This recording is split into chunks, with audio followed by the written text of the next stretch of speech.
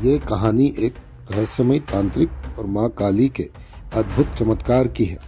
यह घटना वाराणसी के एक गहरे जंगल में घटी थी, जहाँ एक अघोरी ने माँ काली को प्रसन्न करने के लिए कठोर साधना की, लेकिन उसे नहीं पता था कि उसे अपनी अंतिम परीक्षा से गुजरना होगा, जहाँ मृत्यु और अमर तत्व के बीच का रहस्य छुपा था। वाराणसी के पास घने जंगलों में एक तांत्रिक जिसका नाम भैरवनाथ था, माँ काली की आराधना में लीन था। उसने वर्षों तक कठोर तपस्या की, न जाने कितने मंत्रों का जाप किया और कई कठिन साधनाएं की।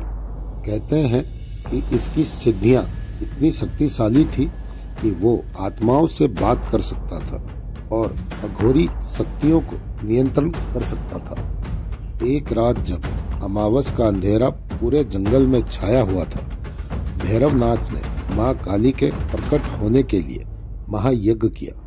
उसकी तपस्या इतनी गहरी थी कि पूरा जंगल भयावह ऊर्जा से भर गया। अचानक चारों ओर तूफान उठने लगा, पेड़ हिलने लगे और भयानक गरज के साथ माँ काली प्रकट हुई। उनकी उपस्थिति इतनी प्रचंड थी कि भैरव कांप उठा, लेकिन उसने अपने भय पर काबू रखा और माँ से वरदान मांगने के लिए आगे बढ़ा। माँ काली ने गंभीर स्वर में कहा, भैरवनाथ, तुमने वर्षों तक मेरी आराधना की है, परंतु अमर तत्व और शक्ति का अधिकार पाने के लिए तुम्हें एक अंतिम परीक्षा देनी होगी। भैरव ने उत्सुकता से पूछा, कैसी परीक्षा माँ? माँ काली ने मुस्कुराते हुए कहा, तुम्हें एक जंगल के सबसे भयंकर शमशान में जाकर पूरी रात अकेले बैठकर मेरी साधना करनी होगी। लेकिन याद रहे, चाहे जो भी भूत, प्रेत या राक्षस तुम्हारे पास आए, तुम डरोगे नहीं, अपनी आंखें नहीं खोलोगे और साधना जारी रखोगे। भैरवनाथ ने तुरंत हामी भर दी। उसे लगा कि यह परीक्षा उसके लिए आसान होगी। रात के समय भैरवनाथ एक पुराने शमशान में जा बैठा और साधना करने लगा। चारों ओर सब जल रहे थे। रात की खामोशी में डरावनी आवाजें गूंज रही थी। अचानक एक अजीब सी हंसी सुनाई दी। उसने आंखें बंद रखी। फिर किसी ने उसके कान में फुसफुसाया, भाग जा, नहीं तो मारा जाएगा। परंतु भैरवनाथ टस से मस नहीं हुआ। अचानक उसे लगा कि कोई उसके पास बैठा है। ठंडी हवा का झोंका उसके शरीर पर टकराया। कुछ ही पलों में चारों ओर हड्डियों की खड़खड़ाहट होने लगी, लेकिन वो डरा नहीं। उसने अपनी साधना जारी रखी। तभी एक विकराल छाया उसके सामने प्रकट हुई। ये एक राक्षसी आत्मा थी जो आग में जल रही थी। उसने जोर से कहा, भैरवनाथ, देख, मैं तेरा भविष्य हूँ। अगर तू यहाँ बैठा रहा तो तेरा भी यही हश्र होगा। ये सुनकर भैरवनाथ का मन डगमगाने लगा।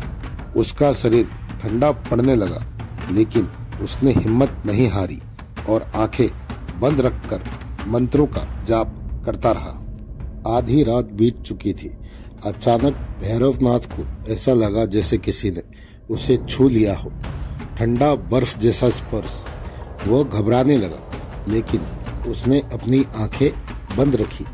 फिर किसी ने उसकी गर्दन पकड़ ली और जोर से झंझोड़ने लगा, परंतु भैरवनाथ ने माँ काली का स्मरण किया और अपनी साधना जारी रखी। अचानक शमशान में अंधेरा छा गया। एक भयंकर गर्जना हुई और फिर सब शांत हो गया। कुछ ही क्षण बाद माँ काली स्वयं प्रकट हुई और प्रसन्न होकर बोली, तुमने मेरी परीक्षा उत्तीर्ण कर ली है भैरव। अब तुम्हें वो शक्ति प्राप्त होगी जिसकी तुमने साधना की थी। कहते हैं कि उसी रात माँ काली ने भैरव को दिव्य शक्तियाँ प्रदान की और वो अमर तत्व के रहस्य को जान गया।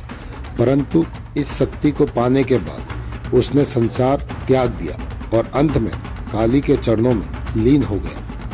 ये कहानी हमें सिखाती है कि सच्ची श्रद्धा और अटूट विश्वास से ही सफलता मिलती है। भय, मोह और भ्रम साधना की राह में सबसे बड़े अवरोध है।